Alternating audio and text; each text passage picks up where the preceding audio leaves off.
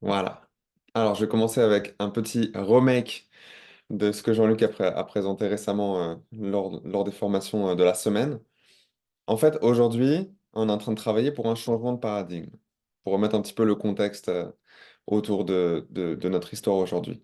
Et c'est l'âge d'or du recyclage plastique qui est sur le point de commencer. Il y a une super conférence que je recommande à tout le monde, d'Idriss Aberkan, sur un monde sans déchets, qui a été fait en décembre. Alors, c'est pas que sur les déchets plastiques, mais c'est sur le déchet en général. Et Idriss Aberkan, lui, pense que le grand enjeu du 21e siècle, ça va être l'abolition du déchet, de tous les déchets à tous les niveaux de la société. Qu'on arrive à vivre dans un environnement en fait complètement circulaire sur tous les plans. Et nous, avec Amplivo, on travaille sur le plan du plastique, comme vous l'avez bien compris. Du coup, il y a un élément de timing qui est génial. Il y a un élément de changement de paradigme qui est une mission plus grande que juste la nôtre, ce qui nous donne vraiment un sens de l'objectif, un sens de l'accomplissement. Donc, cette entreprise, Corsair Amplivo, œuvre pour un changement de paradigme. Le paradigme actuel, on en avait parlé lors du dernier samedi, c'est qu'aujourd'hui, le plastique, c'est un déchet qui n'a pas de valeur. C'est pour ça, en fait, qu'il s'empile dans la nature, dans les rivières, dans la mer. Et ce qu'il faut qu'on arrive à faire, c'est le transformer en trésor. Pour que quelqu'un, sur la chaîne de valeur, s'assure que le déchet ne finisse pas dans la nature et reparte en production. C'est vraiment ça le sujet. Donc, pour passer du déchet au trésor, ce qu'on avait proposé la dernière fois comme image, comme slide récapitulatif, c'est qu'on a les ordures ici. On fait passer ces ordures dans des technologies de pyrolyse, qu'on peut appeler du recyclage infini. Et on en extrait deux choses. Donc ça, c'est Corsair. Premièrement, une matière première, ce qui extrait une première fois des millions d'euros, demain des centaines de millions d'euros à partir du plastique. Et on en extrait une deuxième fois de la valeur avec le crédit plastique, qui est le service du recyclage. Et on en extrait des millions, demain des centaines de millions d'euros. Et je mets vraiment l'accent sur des millions d'euros ici parce que à gauche, on a des ordures qui sont gratuites, dont personne ne veut et qui polluent. Et de l'autre côté, on a des millions, demain des centaines de millions d'euros. Donc c'est vraiment comme ça qu'on fait passer du déchet au trésor. Donc je pense que vous vous rappelez bien de ce qu'on avait dit là-dessus, et pour vous, c'est déjà clair. Mais la partie qui est vraiment géniale et innovante avec Corsair, c'est on arrive à extraire deux fois de la valeur du même déchet. La matière première, on vend le produit du recyclage. Le crédit plastique, on vend le service du recyclage. Donc voilà comment Corsair propose avec leur business model génial de changer de paradigme. Maintenant, je vous propose qu'on rentre dans les détails de chacun de ces flux d'extraction de valeur, juste pour que on soit bien au clair sur qui fait quoi et ce qui se passe. OK? OK, alors on se focalise sur la première extraction de valeur, qui est donc la matière première par l'huile de pyrolyse. Donc, comment on peut résumer ça en une slide? Donc là, on va parler de l'activité industrielle avec les machines que vous connaissez bien, que vous avez vues dans les vidéos, qui font partie de Corsair industriel. Et ici, ce qu'on découvre, c'est que c'est la clé d'une économie circulaire. Économie circulaire, c'est un mot hyper important pour tout notre business. Donc, vraiment, je vous encourage à l'intégrer dans votre discours. Économie circulaire, ça veut dire que tout ce qui arrive en fin de vie repart en production. Donc que tout le plastique qu'on termine d'utiliser va être redécomposé dans ses constituants d'origine avec la pyrolyse et repart pour faire du nouveau plastique. C'est vraiment ça le sujet, hein. Donc ça, c'est tout l'enjeu d'éliminer le déchet au sein de notre société. Donc on commence avec l'approvisionnement et le tri des déchets. Lorsque ça, c'est terminé et qu'on a du plastique qui est bien trié, qui est bien ordonné et qui est propre, on va pouvoir le mettre dans les machines de Corsair, les machines de pyrolyse, que vous connaissez bien parce que Corsair poste beaucoup dessus. Il y en a une qui vient d'être installée en Finlande.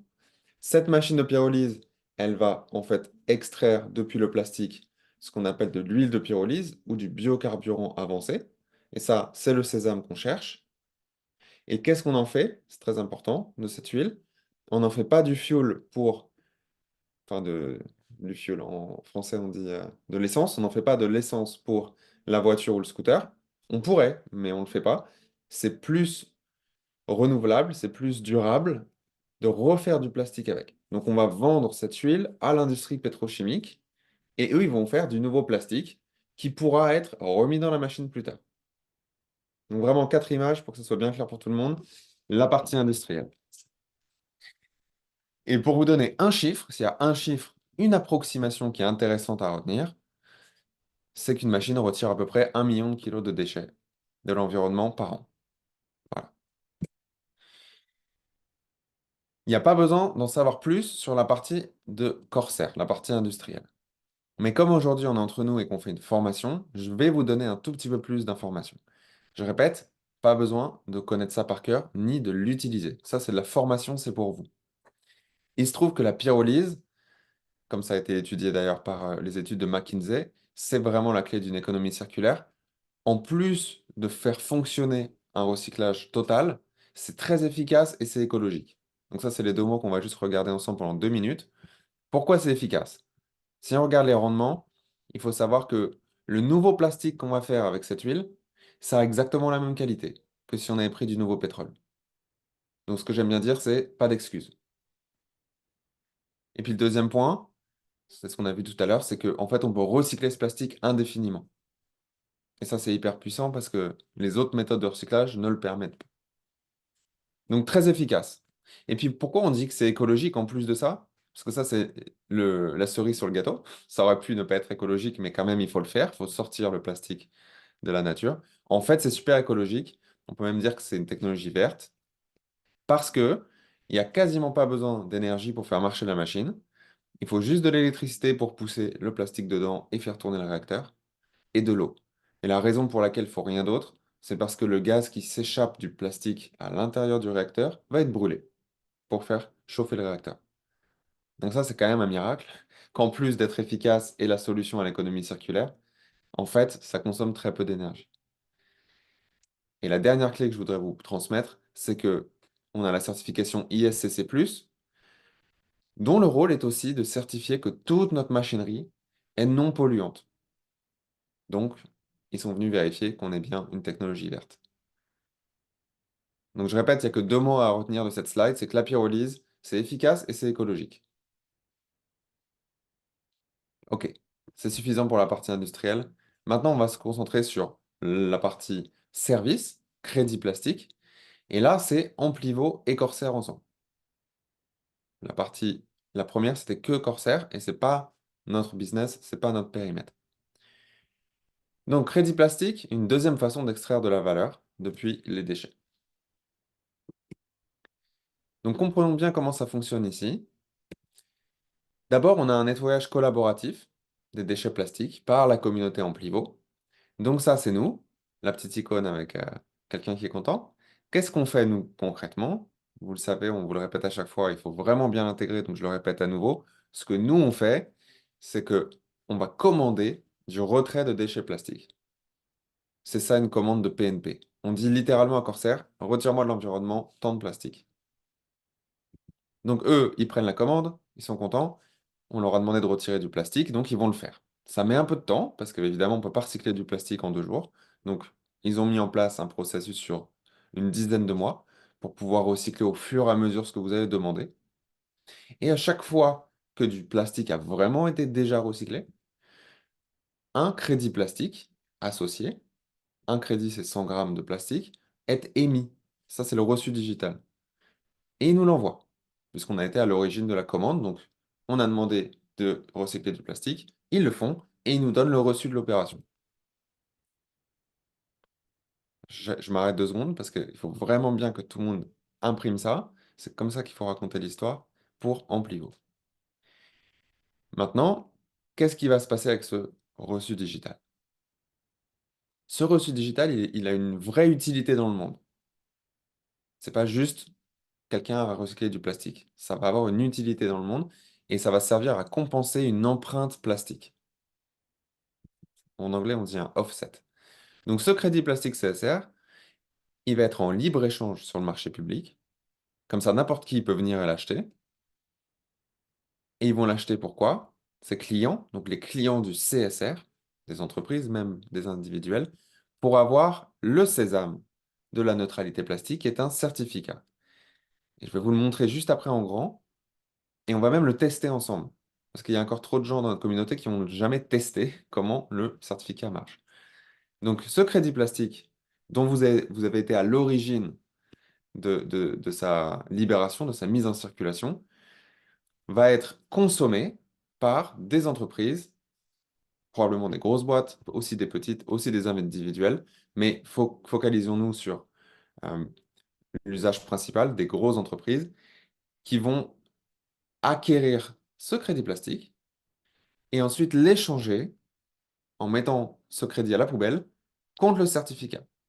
Et le certificat, il va leur permettre du coup de dire à leurs clients, on est devenu neutre en plastique. On a fait notre effort. On a pris nos responsabilités. On a retiré du plastique de l'environnement parce qu'on est conscient que nous, on en rajoute.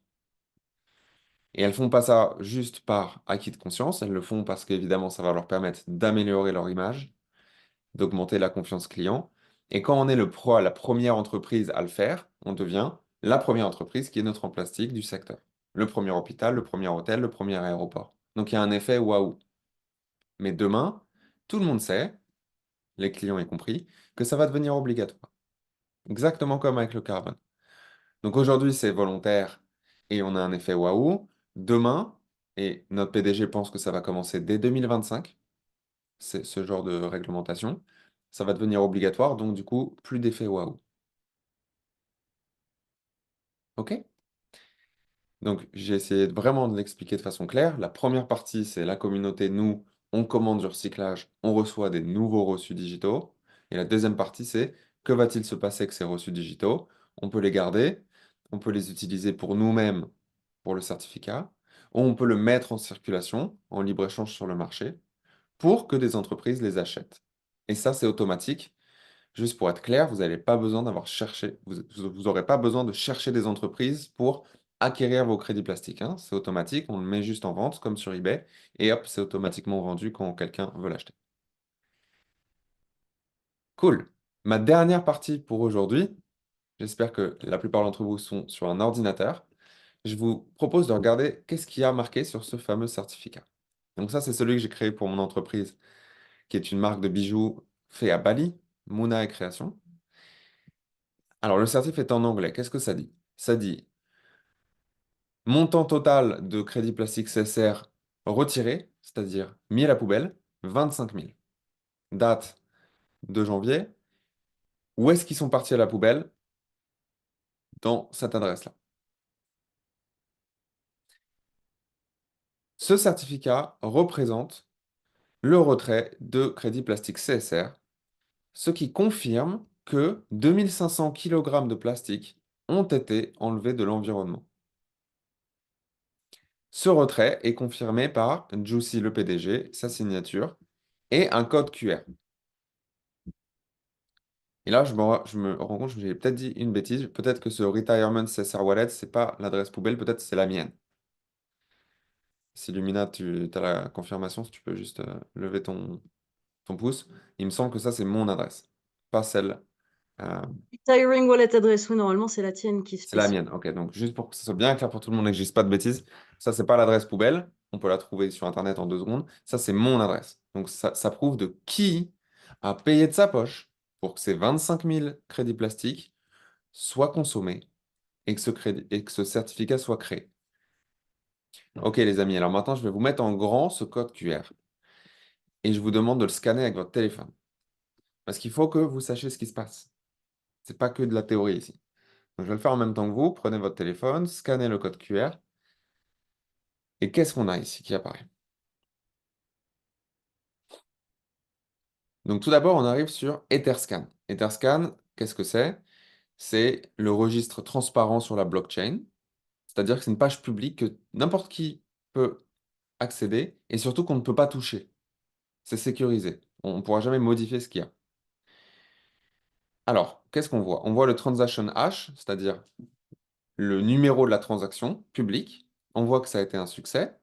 Et puis quand on descend un peu, qu'est-ce qu'on voit? On voit que la transaction, c'est 25 000 CSR qui sont partis dans ce wallet qui finit en E690. Donc ça, c'est le reçu, la preuve du transfert de 25 000 crédits plastiques dans le portefeuille poubelle. Donc, qu'est-ce que ça nous dit? Ça nous dit que l'entreprise qui dit à ses clients, moi, j'ai bien retiré 2500 kilos de l'environnement, eh bien, ça peut être vérifié par tout le monde, publiquement. Et qu'est-ce que c'est ça? C'est une preuve anti-greenwashing. Parce que le greenwashing, c'est défini comme une entreprise qui va beaucoup communiquer sur des efforts environnementaux sans vraiment en faire beaucoup. C'est ça, en fait. Et bien ici, qu'est-ce que vous avez? Vous avez une preuve vérifiable par tout le monde, direct avec le téléphone, que l'entreprise a bien payé de sa poche pour que ces crédits plastiques soient consommés et que ce plastique ait été recyclé. Ah, quand même incroyable. Donc, je sais que dans notre communauté, on n'est pas tous au courant qu'on peut vérifier nous-mêmes ce qui se passe sur le certificat. Donc, merci de l'avoir fait avec nous ce matin. Et puis maintenant, je vais juste conclure pour repasser la main à la prochaine personne qui va parler. C'est de vous citer ce que j'ai découvert dans je ne sais plus quelle présentation que j'ai trouvé géniale. On n'hérite pas de la planète de nos ancêtres, on l'emprunte à nos enfants. Et pour moi, c'est quelque chose de surpuissant qu'il faut vraiment qu'on ait tous en tête parce que c'est le pourquoi ça a du sens de faire ce qu'on fait aujourd'hui et d'aller nettoyer tout ce qu'on a laissé comme plastique sur la planète. Peut-être qu'on va mettre toute cette vie. Bon, moi j'ai 33 ans, donc on va dire tout ce qui me reste dans cette vie. Et peut-être qu'il restera toujours du plastique dans la nature. Mais pour la génération d'après, il y en aura beaucoup moins. Ça, j'en suis persuadé. Donc voilà, merci les amis. Je repasse la main du coup et je vous souhaite une bonne continuation.